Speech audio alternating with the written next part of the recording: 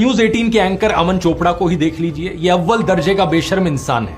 वैसे तो इसका नाम अमन है, जिसका मतलब शांति होता है, लेकिन इसको अशांति फैलाने के लिए NBDSA के जाने कितने नोटिस मिल चुके हैं, फाइन भी लग चुके हैं इस पर। अपने सेठ मुकेश अंबानी का नाम ये मिट्टी में मिला रहा है, लेकिन व्हाट्सएप यूनिवर्सिटी के मुकाबले में ये पीछे क्यों रह जाता है? क्योंकि FIR का डर होता है। राजस्थान में हो रही मंदिर की डिमोलिशन को लेकर अमन चोपड़ा ने फेक न्यूज फैलाई थी। अपने प्रोग्राम में इसने कहा कि कैसे मस्जिद के गेट को जब बुलडोजर ने तोड़ा जहांगीरपुरी में, तो राजस्थान में उस वक्त की कांग्रेस सरकार ने बदला लिया राजस्थान में एक मंदिर को तोड़कर। यही झूठी खबर बीजेपी राजस्थान ने भी फैलाई थी। कई मीडिया ऑर्गेनाइजेशंस ने इस बात को फैक्ट चेक किया था और इसे झूठा साबित कर दिया था, जैसे कि क्विंट ने। असलियत में इस मंदिर को पहले तोड़ा गया था और जब ये हुआ था तब म्यूनिसिपैलिटी में बीजेपी के मेंबर्स थे। जब ये बात सामने आई तो बीजेपी राजस्थान ने तो अपना ट्वीट डिलीट कर दिया, लेकिन अमन चोपड़ा के खिलाफ 3 FIR फाइल करी गई। धर्म के नाम पर लोगों को भड़काने के लिए, कम्युनल हार्मनी डिस्टर्ब करने के लिए। राजस्थान की पुलिस अमन चोपड़ा को अरेस्ट करने भी आई थी, लेकिन फिर यूपी की पुलिस ने इंटरवीन कर लिया और अमन चोपड़ा किसी तरीके से बचकर निकल गया। अर्नब गोस्वामी का भी यही हाल है। आपने खबर सुनी होगी महाराष्ट्र के पालघर में कि कैसे 2 साधुओं और उनके एक साथी की लिंचिंग हो गई थी। इसके पीछे कारण था सोशल मीडिया पर फैली अफवाह कि वो चाइल्ड किडनैपर थे। इसके चलते पुलिस ने 101 लोगों को अरेस्ट भी कर लिया था, लेकिन इसके एकदम बाद व्हाट्सएप यूनिवर्सिटी पर एक झूठा मैसेज फैलाया जाता है। ये कहा जाता है कि इन साधुओं को तो एक्चुअली में मुस्लिम्स ने मारा। उस वक्त के होम मिनिस्टर अनिल देशमुख ने यह बात क्लैरिफाई भी करी थी कि 101 लोगों को जिनको अरेस्ट किया गया उनमें से एक भी मुस्लिम नहीं था। लेकिन इस झूठ को रिपब्लिक टीवी के एंकर अर्नब गोस्वामी ने बेशर्मी से अपने चैनल पर फैलाया। Of the killing of 2 Hindu sadhus wearing saffron clothes easily identifiable, she insists this is not communal at all.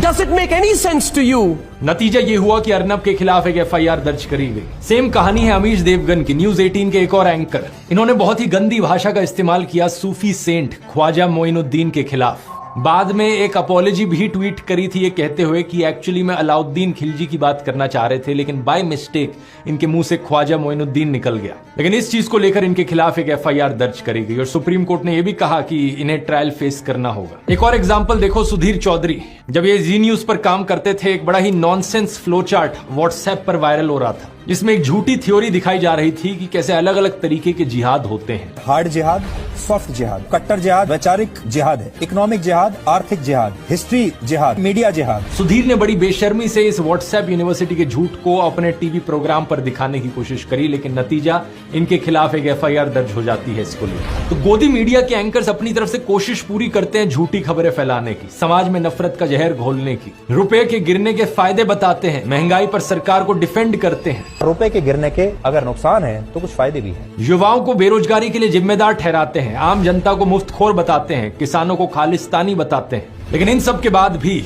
ये व्हाट्सएप यूनिवर्सिटी का मुकाबला नहीं कर पाते। रात को भगवान रामचंद्र जी मेरे सपने में आए। उन्होंने कहा है अब की बार जो धर्म और अधर्म की लड़ाई है, भारतीय जनता पार्टी ने 2 बार जो सत्ता हासिल करी है, तो उन्होंने ये संदेश मेरे मार्फत उन्होंने जो सपने में दर्शन दिए, और आप मेरे दूत के रूप में जाएं और ये संदेश दें गठबंधन को, अब की मैं धर्म और अधर्म की लड़ाई में गठबंधन के साथ हूँ। क्योंकि गठबंधन में आज केजरीवाल जी के रूप में हमें शहीद भगत सिंह जी मिल चुके हैं, और श्रवण कुमार जैसे बेटे के रूप में राहुल गांधी जी मिल चुके हैं, और मुलायम जी के रूप में जो धरती पुत्र थे आज अखिलेश जी मिल चुके हैं, और शिवसेना के बाला साहब उद्धव ठाकरे जी हमें बाला साहब के रूप में मिल चुके हैं, राजा दशरथ के रूप में आज लालू जी का बेटा हमें तेजस्वी जी मिल चुका है, जो युवा दिलों की बिहार की धड़कन है। ये मेरा संदेश नहीं है, ये तो स्वयं श्री राम का संदेश है। मैं तो उनको छोटा सा दूत हूँ।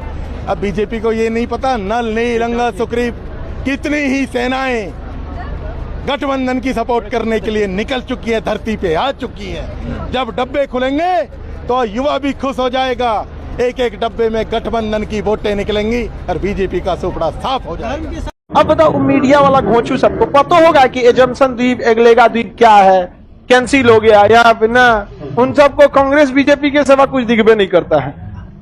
एगो न्यूज चैनल पे 2-4 को 20 कन्याओं को बैठा दो मेकअप करा के, नमस्कार मैं 20 कन्या बोल रही हूँ। तो न्यूज चैनल पे बैठी 20 कन्याएं इस देश को धूमिल कर देंगी। समझ आ गया कि नहीं आ गया? तुम क्यों ऐसी बात कर रहे हो? अगला भारत रत्न इसी चैनल को भी मिलेगा। अभी मैनपुरी में लगातार मैं पूछना चाहती हूँ, मैं भी एक इंसान हूँ, सुमित भी इंसान है, आप भी इंसान है, मेरी भी 2 आंखें हैं, आपकी भी 2 आंखें हैं। मैं भी कई बार ऐसा होता है थक जाती हूँ और मैं ये कहती हूँ कि बहुत थकान होगी, अभी नहीं होगा। सच बताइए, why don't you get tired? आप थकते क्यों नहीं हैं? सरकार की दलाली मत करो। सुपरमैन एक काल्पनिक चरित्र है, ऐसा इंसान जो पलक झपकते यहाँ से वहां चला जाए, कुछ अच्छा करने के लिए जमकर मेहनत करे, पसीना बहाए, जिसके लिए आराम हराम हो। आप Donald Trump father of India कह रहे हैं, तो मैं तो समझ नहीं पा रही हूँ कि अपने सवाल को आज कैसे फ्रेम करके पूछूं। आप सरकार के लिए काम करते हैं क्या? कहा ताइवान के मशरूम ने बढ़ाई मोदी के चेहरे की रंगत। So much हुआ है, कितना किया है और क्या बचा है। डरो मत, डरो मत, डरो मत, इन कायरों से डरो मत। केजरीवाल जी, लेकिन बहुत सारे स्कूलों के साथ बीजेपी के सांसद भी सामने आए थे और उन्होंने तस्वीर दिखाकर ये दावा किया था कि दरअसल केजरीवाल जो अच्छी पिक्चर दिखाना चाहते हैं वो पूरी सच नहीं है। रुको जरा, सब्र करो। वीडियो देखने के बाद चित्रा त्रिपाठी बस यही कहने वाली है। इसको आप लोग बंद कीजिए। आपके चैनल में अपना रिपोर्टर भेज के सच्चाई सामने की थी, मैं आज तक को बधाई देता हूँ। उन्होंने क्या करा था, आपके चैनल ने दिखाया था, हमारी खुद भी गई थी कई सरकारी स्कूलों में। तो एक स्कूल हमने जैसे स्कूल की बिल्डिंग जो थी वो नई बना दी, तो जो पुरानी बिल्डिंग थी वो टूटने वाली है, उसको बुलडोजर चलना है। इन्होंने क्या किया, फ्रेम में, उसके बगल में नई बिल्डिंग है, फ्रेम में केवल पुरानी बिल्डिंग दिखाई। बोले देखो कितने गंदी बिल्डिंग, अरे वो तो टूटने वाली है, नई बिल्डिंग बगल में बनी पड़ी है। इतने झूठे हैं ये लोग। आपको लग रहा है कि 8 के 8 सांसदों ने गलत तस्वीर पेश की? दिल्ली आपने बताया था कि गलत क्यों थी।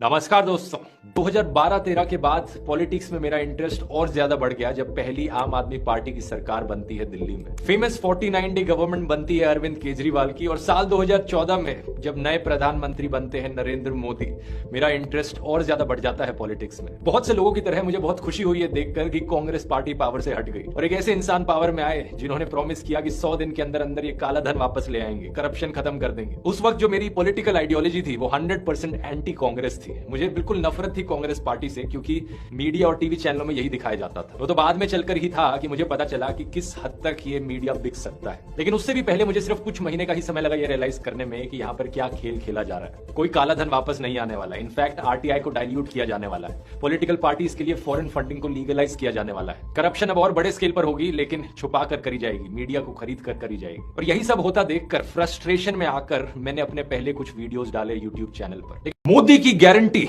चारों तरफ हर जगह यही एड छाप रखी है। कुछ दिन पहले एक भाषण में गारंटी दी थी भ्रष्टाचार को लेकर। मेरी गारंटी है, भ्रष्टाचार हटाओ। इतनी बेशर्मी से इतना बड़ा झूठ सिर्फ वही इंसान बोल सकता है जो मानकर बैठा हो कि भाई जनता तो बेवकूफ है, मैं जो बोलूंगा वो अंधाधुंध मेरी बातों में विश्वास कर लेंगे। इस गारंटी की असलियत सुनो। Himanta Biswa Sarma 10,000 crore Saradha chit fund scam का आरोप अब बीजेपी में है। नवीन जिंदल 21,000 करोड़ कोलगेट स्कैम का आरोप अब बीजेपी में है। Ashok Chavan Adarsh housing society scam का आरोप अब बीजेपी में है। Ajit Pawar 70,000 crore Maharashtra state cooperative bank scam का आरोप अब बीजेपी के साथ है। Praful Patel 30,000 crore Air India scam का आरोप अब बीजेपी के साथ है। Suvendu Adhikari 10,000 crore Saradha chit fund scam का आरोप अब बीजेपी में है। छोटे बस कर यार, पापा की करो, पेट्रोल खत्म ही नहीं होता। 2014 से 25 ऐसे ऑपोजिशन लीडर्स हैं जिन पर करप्शन के आरोप लगे थे और अब उन्होंने बीजेपी ज्वाइन कर लिए। और ये करप्शन के आरोप बीजेपी ने ही लगाए थे खुद। इनमें से 23 के ऊपर जो अब करप्शन केसेस चल रहे हैं उन्हें भुला दिया गया है। इतना ही नहीं, इस इलेक्शन में लड़ने वाले 28% बीजेपी के कैंडिडेट्स एक्चुअली में बाकी पार्टियों से डिफेक्ट होकर बीजेपी में आए हुए हैं। बड़े बड़े भ्रष्टाचारी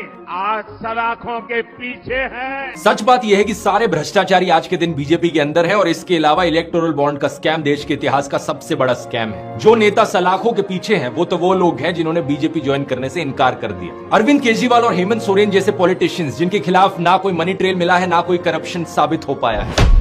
आज जो भी ये सब हो रहा है देश में, इसकी खबर दुनिया भर में पहुंच रही है दोस्तों। पहले जर्मनी की तरफ से स्टेटमेंट आई, फिर अमेरिका ने स्टेटमेंट दी और अब तो यूनाइटेड नेशंस भी कहने लग रहा है। वो उम्मीद करते हैं कि इंडिया में लोग फ्री और फेयर तरीके से वोट कर पाएंगे, सबके राइट्स को प्रोटेक्ट किया जाएगा। सरकार के इन कारनामों की वजह से दुनिया भर में भारत की रेपुटेशन नीचे गिर रही है। कुछ बीजेपी के पॉलिटिशियंस तो अब ओपनली कह रहे हैं हम 400 से ज्यादा सीट लाना चाहते हैं ताकि हम देश का कॉन्स्टिट्यूशन बदल सकें।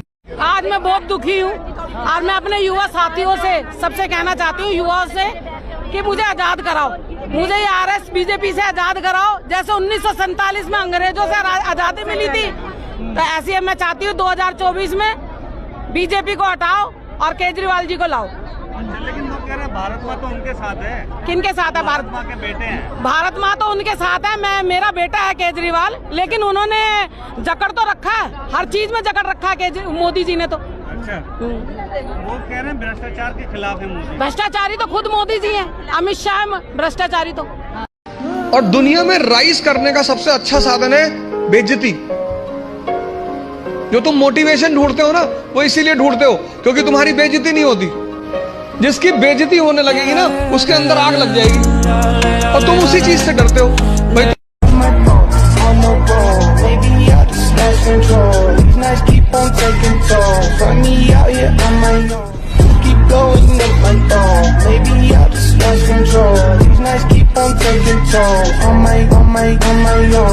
अब नहीं बोलूंगा तो कब बोलूंगा इसके बारे में, और मैं नहीं बोलूंगा तो और कौन बोलेगा। अगर हर कोई चुप बैठा रहा, मैं कांग्रेस के बैंक अकाउंट फ्रीज कर दिए गए, आम आदमी पार्टी के जो टॉप लीडर्स हैं सबको जेल में डाला जा चुका है बिना किसी कन्विक्शन के। तो नॉर्थ इंडिया की जो दो सबसे बड़ी ऑपोजिशन पार्टीज हैं, उन्हीं को ही आप कैंपेन नहीं करने दोगे तो किस बात की इलेक्शन हो रही है?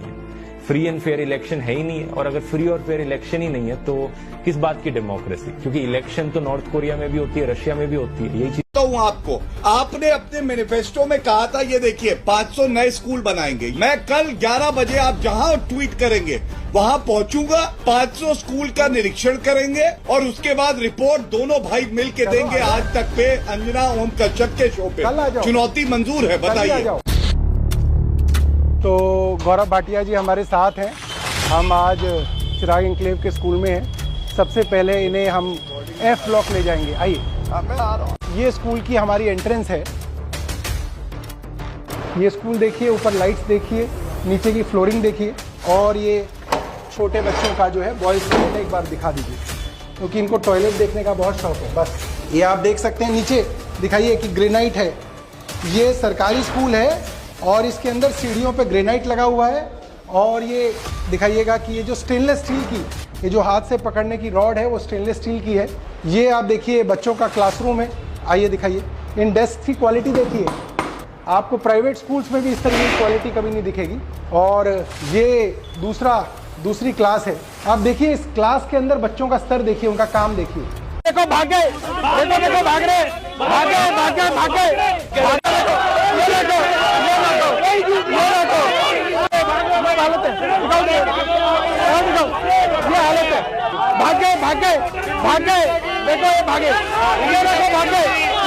एक यूट्यूबर ने कहा कि अगर सरकार ने किसानों की सुनकर एमएसपी लागू कर दिया तो देश को 10 लाख करोड़ का खर्चा उठाना पड़ेगा। आइए देखते हैं, मजा आएगा। अगर एमएसपी पर खरीदना कंपलसरी हो गया तो इसका फाइनेंशियल बर्डन 10 लाख करोड़ के आसपास होगा। कैसे? ये लोग इतना झूठ बोलते हैं कि जिस न्यूज आर्टिकल का ये इस्तेमाल करते हैं झूठ बोलते वक्त, वो भी उसी सेकंड इनके झूठ को पकड़ लेता है। 10 lakh crore is miss information. ये दूसरी जनरेशन, बहुत शुभकामनाएं, बहुत सेवा करते रहिए। समझ रहे हो ना? हाल ही में हुई इंडिया टुडे कॉन्क्लेव में होम मिनिस्टर अमित शाह ने खुलेआम झूठ बोला इलेक्टोरल बॉन्ड्स को लेकर। इन्होंने कहा कि टोटल बॉन्ड्स 20,000 करोड़ रुपए की बेची गई, जिनमें से बीजेपी को सिर्फ 6,000 करोड़ की मिली, तो बाकी 14,000 करोड़ की बॉन्ड्स किसके पास गए? भारतीय जनता पार्टी को अप्रोक्सीमेटली 6,000 करोड़ के बॉन्ड मिले हैं। टोटल बॉन्ड 20,000 करोड़ के, तो 14,000 करोड़ के बॉन्ड कहाँ गए? इनके सामने एक टीवी न्यूज एंकर भी बैठे थे जो हाथी की खिचड़ी खाकर बैठे हुए थे। या तो ये भूल गए या फिर हिम्मत नहीं हुई इनकी अमित शाह को फैक्ट चेक करने की, क्योंकि एज पर ECI data total bonds 20,000 crore की नहीं बल्कि 12,700 करोड़ की थी, अप्रैल 2019 और जनवरी 2024 के बीच में जो इनकैश करी गई। अमित शाह ने जो खुलेआम झूठ बोला था, वही झूठ बीजेपी पॉलिटिशियन आरपी सिंह ने भी दोहराया था। कुल मिलाकर 20,000 करोड़ रुपए के चुनावी बॉन्ड है, जिसमें से 6,000 करोड़ भाजपा के पास है, 14,000 करोड़ रुपए विपक्ष के पास है। झूठ बोलो बार बार झूठ बोलो। और ये ANI, Dainik Jagran, India today, इन सब ने इसी झूठ को बिना चेक किए पब्लिश भी कर दिया। झूठ पकड़ना तो छोड़ो, इंडिया टुडे वालों ने तो हेडलाइन भी डाल दी, अमित शाह ब्लास्ट्स ऑपोजिशन। और फिर ये लोग रोना रोते हैं कि हमें गोदी मीडिया क्यों बुलाते हो। इसलिए बुलाते हैं। ये क्या तमाशा लगा रखा है तूने? ये तस्वीरें दिखाकर क्या साबित करना चाहता है तू? क्या साबित करना चाहता है तू? मैं साबित करना चाहता हूँ कि तू कितना कमीना और गिरा हुआ इंसान है। आज मैं दुनिया के सामने बताऊंगा तेरा असली रूप। भी ना चलती चवल जनानी भौंकन दिल ते गलती नी फड़ लीडरां दे हत्थ फिरे चलदी नी फिर भी ना चलदी तू फिर भी नहीं अख जिथे रखदा छड़े ना कख दा लड्डूआं दी किकली पवाई रखदा नी मुफ्त च करदा इलाज शकदा नी वैसे साडा एक मिनट लखदा बाउंस नहीं हुंदे मित्रां दे चेक नी उच्ची उच्ची सुनदे लगे डक नी ओ शों बाहर लगी लाइन करी चेक नी जोर ला लो झुकदी कदे भी न। आप लिख लो 24 में सारे तत्ते तेवे पे बैठ जाओ बीजेपी वाले, सरकार कांग्रेस की बनेगी। एक औरत तो रख नहीं सके, 40 करोड़ ने कहाँ फकेगा। बाबा तो उनका यही तो कहना है कि 140 करोड़ की जनता के लिए मैंने अपना परिवार त्याग दिया। मुल्क में कुछ नहीं रहा, मुल्क बिल्कुल खाली है। महंगाई को देखो, ईमानदारी को देखो, चोर बाजारी को देखो, और उसके बावजूद में भी ये कह रहे हैं मैं इतना करूंगा। 40 पार के बगैर कुछ नहीं। अब जो ये जमुना पार जाएगा, 400 नहीं, जमुना पार जाएगा। 140 करोड़ परिवार जो बोल रहे हैं कि प्रधानमंत्री मेरे साथ है, हाँ। आप हैं उनके साथ? कौन? हमको नहीं भाई। बाबा नाट जा। मेरी बात सुनो, आप लिख लो 24 में सारे तत्ते तेवे पे बैठ जाओ बीजेपी वाले, सरकार कांग्रेस की बनेगी। कांग्रेस की बनेगी और हरियाणा में कांग्रेस की बनेगी। हर ना बने मेरे गोली मार दियो। नहीं क्यों नहीं है, दम है, दम है, दम है। अरे बाबा तो भी कांग्रेस का और साथ देना है। क्या बात करते हो आप? हमारा साथ भगवान देगा। ये सिर्फ मोदी गुमराह कर रहा है, और कांग्रेस के अंदर से हमारे कुछ लोग हैं जी, हेलो डिप्पी हेलो पप्पी अपने इधर उधर मिले हुए हैं, उसकी वजह से इतना जोर लग रहा है। नहीं, ये कहीं भी 24 के लिए खड़ा नहीं है।